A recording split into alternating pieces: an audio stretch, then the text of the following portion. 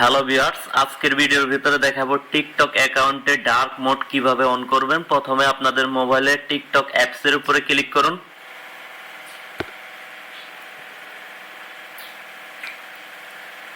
টিকটকে ঢোকার পরে প্রোফাইল আইকনে ক্লিক করুন।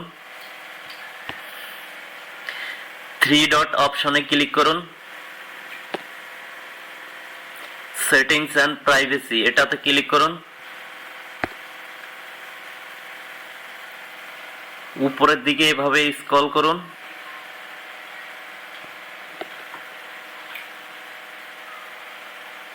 ডিসপ্লে আইকনে ক্লিক করুন। ডার্ক মোড এটাতে ক্লিক করুন।